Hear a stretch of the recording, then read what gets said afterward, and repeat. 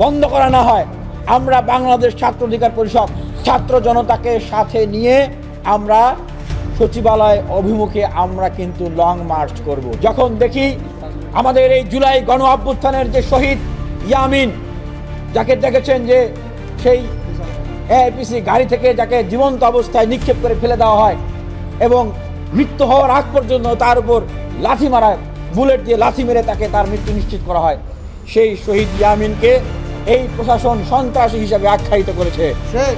যেই প্রশাসনের দুর্বৃত্তরা তাকে হত্যা করেছে, আমার এই শহীদ ভাইকে খুন করেছে, তাদেরকে খালাস দিয়ে দেওয়া হয়েছে।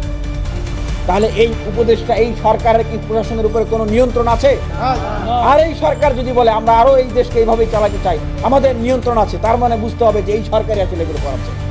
এই প্রশ্নের উত্তর কিন্তু উপদেষ্টাকে দিতে হবে, স্বরাষ্ট্র উপদেষ্টাকে দিতে হবে, আইন উপদেষ্টাকে দিতে হবে, অন্য অন্য উপদেষ্টাকেও দিতে হবে। 572 জন স্বৈরাচারের দোসরদেরকে এই কয়েকদিনের ভিতরে জামিন দিয়ে দেওয়া হয়েছে যুগান্তরের রিপোর্ট অনুযায়ী। যেখানে এখনো আওয়ামী লীগকে নির্মূল করা যাচ্ছে না, পার্শ্ববর্তী দেশে থেকে এই শেখ হাসিনা এবং আওয়ামী লীগের এই দেশ বিরোধীরা তারা চক্রান্ত করে যাচ্ছে, আমাদের এই দেশকে অস্থিতিশীল করার জন্য তারা চক্রান্ত করছে, বিপ্লবীদেরকে গুপ্ত হত্যা করার ষড়যন্ত্র আছে। তখন আপনারা তাদেরকে আবার জামিন দিয়ে তাদেরকে আরো কনফিডেন্স দিচ্ছেন, তাদেরকে আরো সহযোগিতা করছেন। যারা জামিন দিয়েছেন যেই সমস্ত বিচারক, তাদেরকে জিজ্ঞাসাবাদের আওতায় নিয়ে আসতে হবে। কার নির্দেশনায় তারা জামিন দিলেন, কোন বিবেচনায় তারা জামিন দিলেন? এই যে সংস্কারের কথা বলতে হচ্ছে, বারবার দেখছি সংস্কার করতে হবে, সংস্কার করতে হবে। আপনারা কি সংস্কার করবেন বলেন?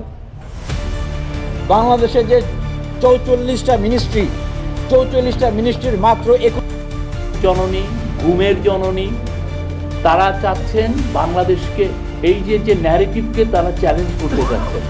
বারবার আপনি ওদের মেসেজগুলো দেখেন, 3000 পুলিশ মারা গেছে, ওদের মাঝে ইউনূস হচ্ছে জঙ্গি লিডার, ইউনূসকে ঘিরে আছে কারা? জঙ্গি লিডার। এটা কেন করছে জানেন? এটা খুবই ওয়েল অর্কেস্ট্রেটেড ক্যাম্পেইন এবং এটা ইন্ডিয়ান মিডিয়াও এটার সাথে জড়িত। তারা মিলিয়নস অফ ডলার খরচ করছে এই হাসিনার অলিগার্কগুলো।